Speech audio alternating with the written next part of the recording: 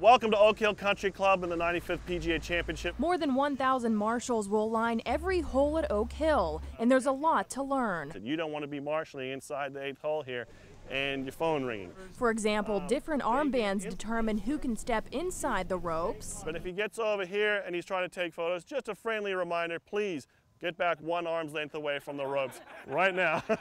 Flag signaling is a biggie for marshals. Don't go parallel to the tee markers.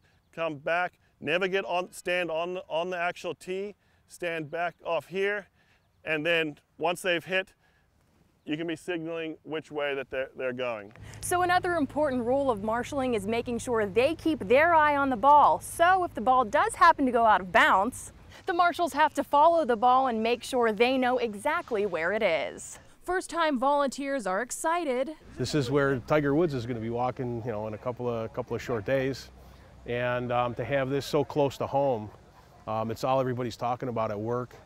You go out, everybody's talking about the PGA in Rochester. Others are seasoned pros. I volunteered for 3 of the last 5 PGA events in Rochester at Oak Hill. They're fantastic. It's a great event, and there's nothing bad about it. It's a wonderful place, great way to hang out, a lot of people, a lot of fun.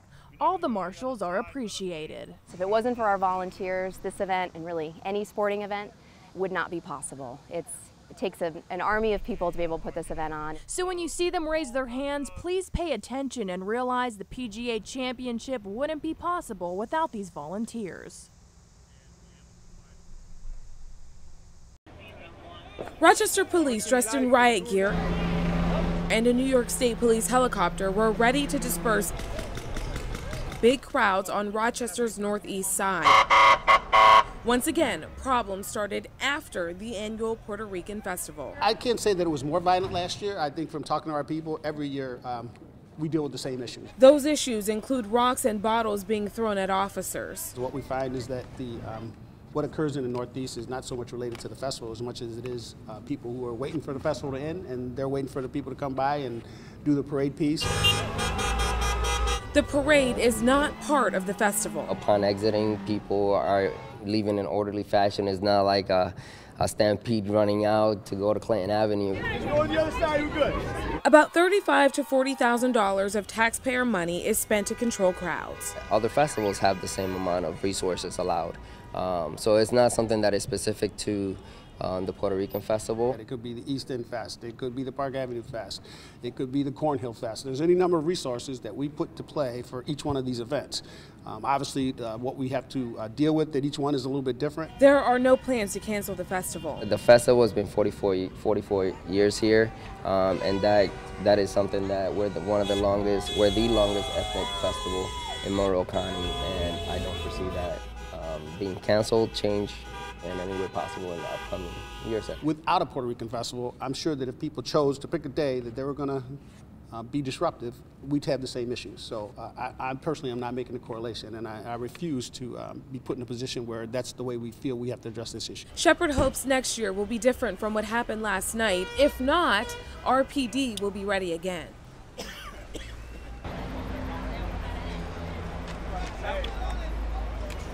Would you like to sign our petition to end cancer by the end of the decade? James McCauley is fighting for Camp Good Days and Special Times. It's part of Cancer Mission 2020. I want you to keep watch over a bill that's currently in Congress. The organization dedicated to improving the quality of life for those with cancer wants H.R. 2301 to pass. Legislation that would make federally funded cancer research accountable and public. Will not only hopefully save some money, but also will save some time. One of the things that we'll do is to stop a lot of duplication in research. The numbers drive Executive Director Gary Mervis. He wants cancer to go from a death sentence to a disease by the end of the decade. But if you're a woman in this country, your odds of being diagnosed with cancer at some point in your lifetime is 1 in 3, and if you're a man, it's 1 in 2. Congresswoman Louise Slaughter co-sponsored the bipartisan bill. And I know that his heart and soul are in it, and he's watched so many young people suffer with that disease, including his own daughter. and I would do anything to help him get this done. Thousands have signed from all 50 states and dozens of countries around the world. We were going to present these signatures on the floor of Congress. The PGA traffic at Rochester's airport has helped. The family that I've come to visit, he is a cancer survivor twice now. His daughter is very involved with the Relay for Life here in town, and so we've been surrounded by it and just grateful for everything that's happened so far. Dr. Kenny Simpkins says too much of his practice deals with cancer. It's a major impact in people's lives. So it would be great if we could find a solution ultimately.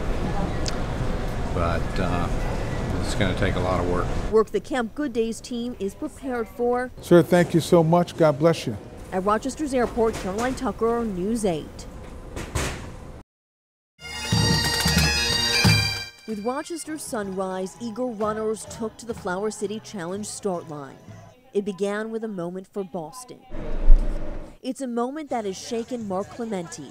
2 weeks ago, just 100 yards from the Boston finish line, a second bomb exploded. It was surreal. I just, I got hit with some shrapnel, and I just, really couldn't comprehend what was going on, being that far into the race. But, I went from trying to finish the marathon to survival mode pretty fast. Russ Herman was there too, blocks away. Today he's cheering from the sidelines. We just want to, give our best wishes to the families and know that they're going to live with us for a lifetime. And we want them to know we'll always be there for them. And Denise Gretadoro's every step was for Boston. I think all of our hearts go out to the people there and what happened, the innocent bystanders. I do have Jeff Bauman's name written on my leg. I have legs that work. Even if my legs get tired, I'm going to think of those that lost their legs. It's all about communication following Boston. And here there is a command post for the first time to coordinate EMS, fire, and the police department. It's at 5K approaching finish. 911 dispatchers manned the phones. Emergency responders were highly visible. This is something that you do. It lays out the organizational, and everybody's jobs are in here and where they're supposed to be and what they're supposed to do. And the response plan heightened. The city's hazmat team also placed wireless gas monitoring devices throughout the course. This is technology we've had for probably about 10 years. We're just starting to implement it in these types of events now. Every incident is a learning experience for the emergency response community. This time, as Clementi approached the finish line, all he heard were the cheers. In Rochester, Caroline Tucker, News 8.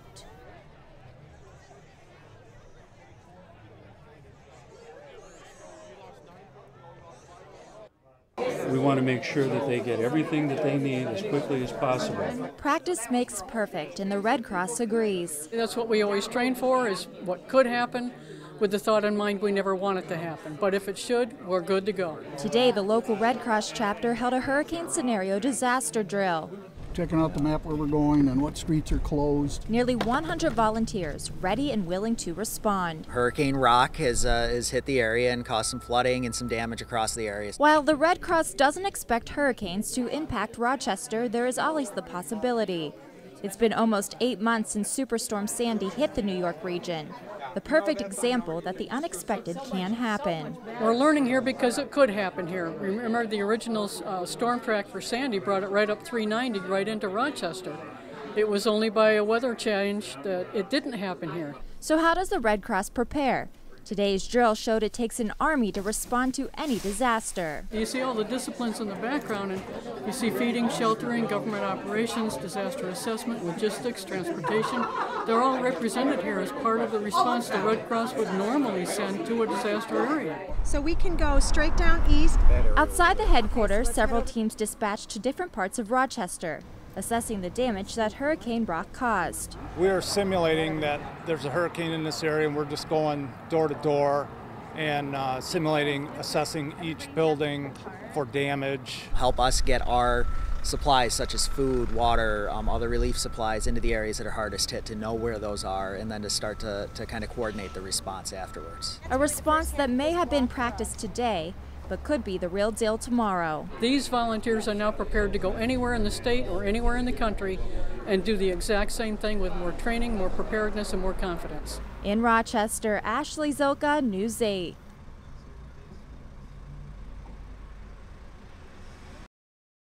It's called a squirrel slam ceremony. Then those people have a right to say what to do in their community. The typically sleepy village of Holley is anything but these days. Shame on Holley, New York! We love Holley! We love Holley! At the center of all the noise, Holley's fantastic! squirrels. For the 7th year in a row, the Holley Fire Department held its Squirrel Slam fundraiser. Yes, I'm all for it. It's a way of life out here, you know. That's the way we live. Hunters as young as 12 years old can enter up to 5 squirrels for weighing. The biggest wins a prize. It's wrong. I'm against the gun laws. They shouldn't have a gun until they're at least 21 or so, when they're well in their mind of what they should do and what they shouldn't do. I think they're wrong. Holley fire officials would not say how much they even raised from the Squirrel Slam and whether or not they'll consider a different fundraiser next year. Everybody has the freedom of speech and have their own opinions, and that's what our governments and countries founded on. You didn't have to be in Holley to hear of the Squirrel Slam or the controversy surrounding it. Online petitions and opinions circulated quickly. Despite the protests, the hunt went on, and so does the debate. That the time for change has come. In Orleans County, And I'm 1 county away, so now Amy Young, News 8.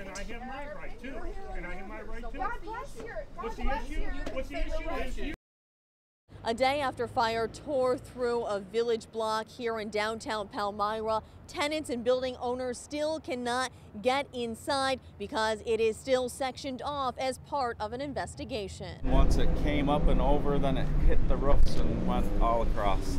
Frank Graham could only sit and watch. This is the older portion, no firewalls. Until the fire reached his building. He bought the one next to Mark's Pizzeria 20 years ago. I hope they can save them, but it doesn't look good. Frank paid back the May rent to all of his tenants, including Jamie and James Rose. And our daughter, and that's all we need. Everything else can be replaced. Who any day are expecting their first child. So I turned around to leave, and I look out the window, and it's just a big, huge cloud of smoke.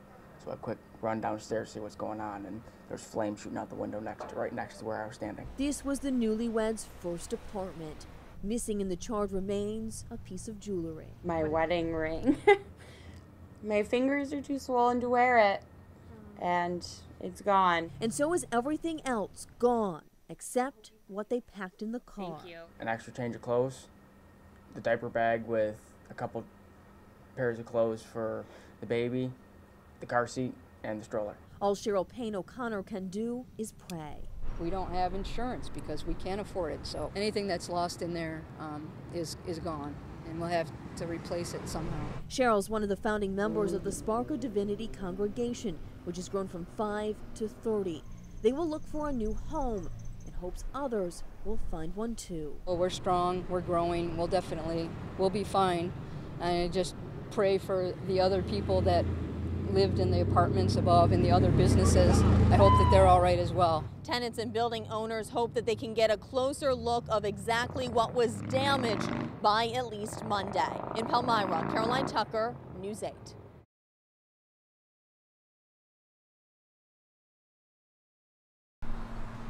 We're doing the Mama Tomato Pasta Dinner fundraiser. Each one of these boxes holds 300 containers. So these are just the bottoms, and every single one is going to be represented by one $5 donation. What we got here is a whole lot of sauce. The tomatoes that we use, they're not already crushed. I mean, we have to grind them by hand. 12 pounds each. Doing tons of butter today, probably close to 100 pounds of butter. We are filling tins with garlic butter, and it smells really good. Oh my gosh, it smells amazing. Butter. It feels really good. I love working with so many people and helping so many people, and being a part of something is really, really cool. And then at 12 o'clock noon is when we're going to start Operation Meatball. Kind of get it all in there, squish it down, and take your palm of your hand and scoop it off.